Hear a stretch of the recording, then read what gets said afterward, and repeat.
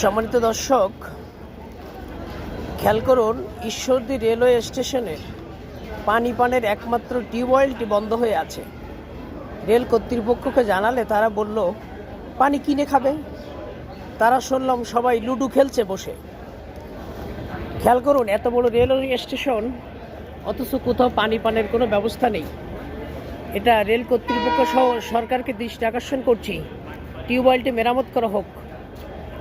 আমি অবাক হয়ে যাই, আমাদের নতুন নতুন যে রেলওয়ে স্টেশনগুলো হয়েছে সেখানে পানি পানের, বাথরুমের এবং মোবাইল চার্জের কোনো ব্যবস্থা নেই।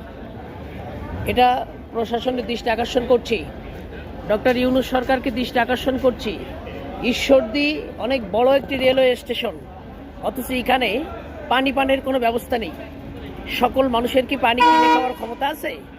যে দোকানগুলো আছে যৎসামান্য কয়েকটা দোকান, তাও ঠিক মাঝামাঝি, দুই মাথায় কোনো দোকান নাই।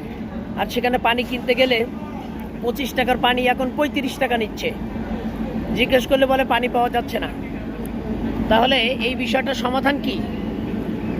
সম্মানিত দর্শক, এই বিষয়টা শেয়ার করুন এবং সবাইকে জানিয়ে দিন যে ঈশ্বরদী রেলওয়ে স্টেশনে পানি পানের কোনো ব্যবস্থা নেই। মানুষের চরম ভোগান্তি। অনেক গরিব মানুষ যারা রেলের টিকিট কাটতে পারেন না, তারা পানি কিনে খাবে কিভাবে? এটা কেন রেল কর্তৃপক্ষ দেখেন না?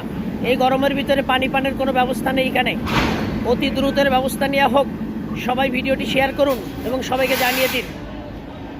ধন্যবাদ সবাইকে।